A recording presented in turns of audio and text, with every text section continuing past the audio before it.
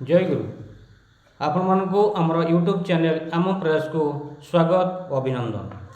आज आम से परम प्रेममय जुग पुरुषोत्तम श्री श्री ठाकुर श्री पुरुषोत्तम लीला जपरी अलौकिक सेपरी रहस्यमय असीम और अनंत। तांकर प्रतिटी पदक्षेप प्रतिटी वाक्य प्रतिटी चाहाणी प्रतिटी भंगी प्रत्येक मनुष्यर परम पाथेय ग्रहणीय और अनुसरणीय। से परम दयालुंकर जीवन आलेख्य और भावादर्श को नहीं आज आपण आगे से परम पितांकर से शैशव और बाल्यकाल संपर्क में किछि उपस्थापन करने को जाऊँ। बाल्यकालर स्वाभाविक चपलता भितर फुटी उठे अनुकूल चंद्रंकर अनन्य साधारण लोकभरा महानुद्भवता। सुंदर सुठाम देहरे स्वर्गीय सुषमार सौंदर्य संहार धूली धूसरांग वेदांत सिद्धांतर नरलीला दया परवेश होई आज से मातृक्रोड़शायी शिशु। सेतेबेले तांकर बयस मात्र 11 मास। जननी मनमोहिनी देवी सांगरे नहीं हरिपुरर उमेश लाहिड़ी घर को जाउछंती। घरे बालगोपाल श्रीविग्रह प्रतिष्ठित। सुदीर्घ समय धरी से ध्यानमग्न रहंती पूजा समय रे। आज मध्य ध्यान विभोर होई बसिछंती बहु समय धरी। हठात किछि गोटे पड़ीजा शब्दरे तांकर ध्यान भग्न है।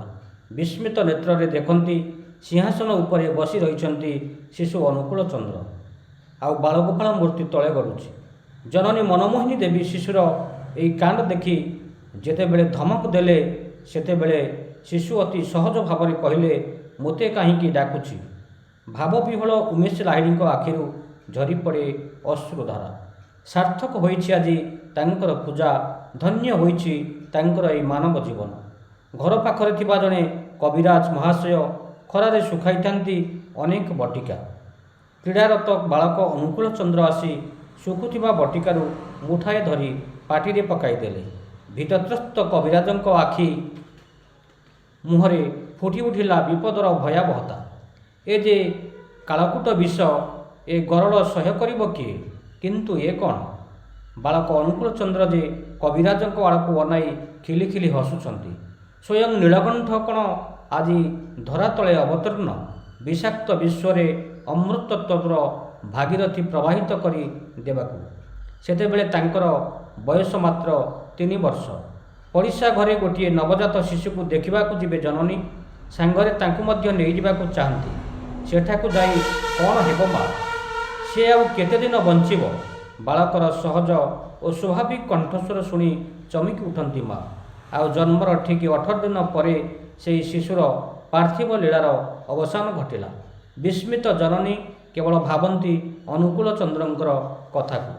हिमायतपुर को आसिछंती एक जटा जोड़धारी सन्यासी। रास्तार बालक अनुकूल चंद्र को देखिबा मात्रे ही चमकी उठती। से बालक पछे पछे आसी उपस्थित हेले गृहरे। जननी मनमोहिनी देवी से सन्यासी को अभ्यर्थना करती किंतु सन्यासींकर से दिग को भूकेब नाही। अश्रुपूर्ण नेत्र रे चाहिथांती बालकंक दिग को। गदगद कंठरे कही उठंती माँ ए कौन साधारण बालक?